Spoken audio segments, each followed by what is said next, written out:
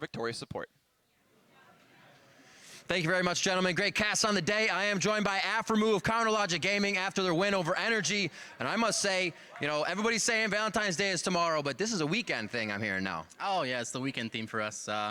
Matt Com, our general manager, wanted to do a Valentine's Day theme for the entire weekend, so he got this get-up all together for us.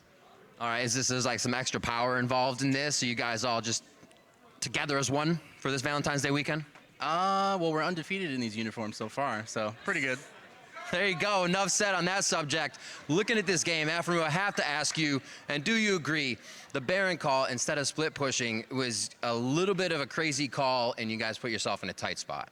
Yeah, we thought we had enough damage to do it, which was unfortunate. But Ezreal had base, and we thought we were able to get it before they could react. But it was definitely a bad call by me. Well, following up on that, is it kind of you at that time in those intense moments, or do other voices speak up? Usually our carries, Trevor and Jay, Huhi and Stixay, tell us how much damage they can do to the Baron, and usually based off their information, I say we should do it or not. Yeah. Right on. Well, maybe you guys did or didn't know, but NRG's win condition is taking Barons away from opponents, so maybe stay away from that next time. Now, looking at tomorrow's game, Team Solo Mid, how are you guys feeling about that? What's the preparation going to be like? Tomorrow's going to be a fun match. I always have fun playing with Peter if he's on my team or not, so that'll be a good matchup, and I'm pretty sure they improved a lot over the coming weeks from the beginning since they have a new roster and stuff like that, and it'll be exciting. All right, well, Afremu, happy Valentine's Day to you. I hope you guys all find your Valentine, and congratulations on the win. Right now, we're going to throw it to the analyst desk to break down the rest of that game. Thank you very much, Riv. CLG picking up a win there in almost very clean fashion. Yeah. Riv already mentioned that kind of Baron blunder, and we will get to that. Before we do, though, I kind of want to break down the formula to victory that CLG had put together here, starting with the team composition. I mean, Fiora going over to that Darshan very quickly, realizing, okay, this is going to be a split push kind of game. Yeah, so NRG has a pretty clear team fight comp. They have like the triple AD carry with two frontliners to protect them while they kind of damage people from range, and then CLG has split push with Fiora. We were talking initially a little bit about how there was a concern of a lack of wave clear on CLG side with LeBlanc having the W in, but because the NRG comp has no lockdown CC, she actually cleared a ton of waves when NRG was trying to push on them. Without any kind of punish, yeah, right? No we don't have the Lissandra R to lock her down and punish her when she comes in. So maybe you land a Braum Q and then get the stun after she pops back to the W, but like at that point, you're really reaching for lockdown. Exactly. Yeah. So we do see the lanes match up evenly, though, in the beginning stages of the game. Both teams lane swapping to the top lane. So we got to see that kind of play out. Normally, early gank down onto Darshan, blows the flash. No return gank, though. So not a ton of moves for NRG to get themselves off the ground. And in all honesty, I have to point at Moon for that in not having the return gank. But also, too, no marks picked up until very late into the game. The first one coming in at about 38 minutes on the Elise kill. I mean, they were still spawning on scuttles. It's really hard to play against CLG. Like, let's not undersell CLG here and the way they constantly make you react to them. True. And stylistically, when you look at the matchup between NRG and CLG, like it does make sense a little bit that it's not going to work here. This is actually the Baron play we talked about, or Riv talked about in the interview, where CLG thought they'd have the damage to burn it down. And this is really the only mistake CLG made in the game. And it was also off of a missed smite by Xmithy. If he waits another 1/10 of a second, they get the Baron and then suffer the loss afterwards and lose, a 3,000 gold swing in the other direction. The fact that CLG could recover from that disaster kind of speaks to how much better they were playing than NRG strategically in a macro sense. Right, and a lot of that did come off the backside of the early inhib push by Darshan in that 1v1 matchup against the Malphite. And even so, again, as you mentioned, to showcase that once the inhib went down, the mid inhib went down in favor of NRG, the game just all it did was stall out. And very smartly, this is where we saw CLG kind of return to their roots, said, okay, we're going to reset the game. Let's not get in a tizzy. Let's not get off kilter, all because we gave away that Baron. They very cleanly kind of got the game back to a normal state and worked their advantage back down the map. Yeah, and Huhi really shined this game, not only with like the wave clear we kind of talked about, but he made basically the game-winning play when he picked off Altec when NRG had the pressure around Baron. They were trying to get some picks. They go really hard on the Elise, and then he just pops the Ezreal.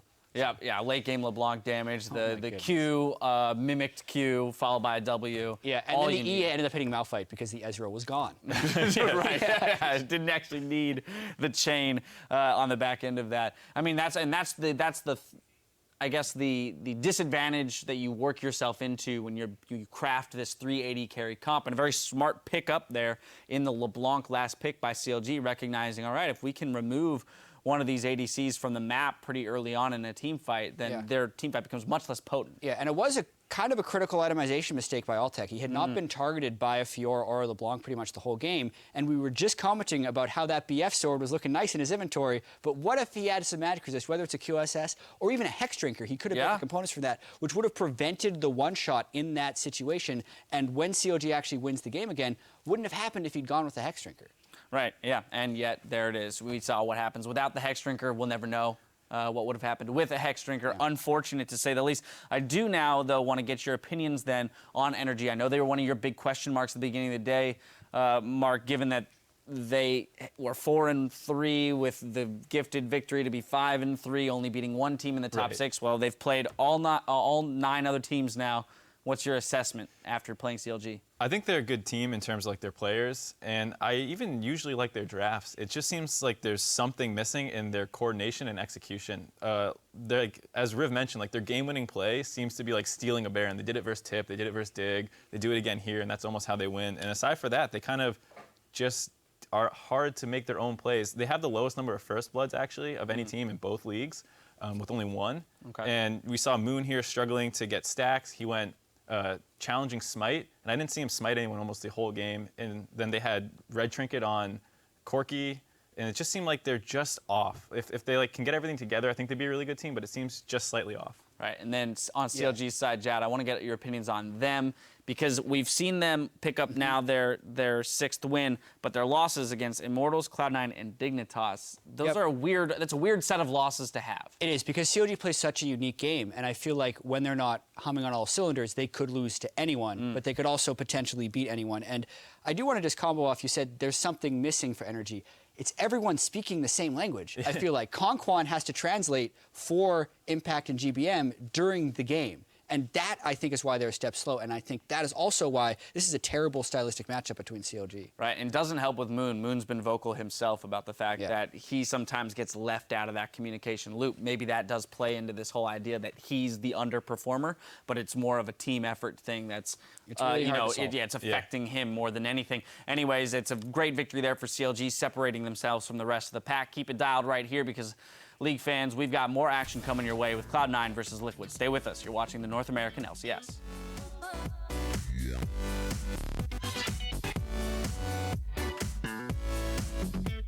Hey, Darshan, man. I saw his new 2v1. Oh, let's go, boys. Did you? Yeah. What happened? Nothing. Oh, that's my favorite. Very good understanding of LeBlanc's. Oh, the flat by Afro move! That's the kill picked up. Now Moon pops the ulti very early, and Afro bites back, but Baron Dasher is picked up by Impact. Then he ults 3. This could be horrible by CLG. Okay, nice. I'm going for the in-him. I'm running for the in-him. Okay, Corki. I cannot do anything. Back up on low. We can re-engage.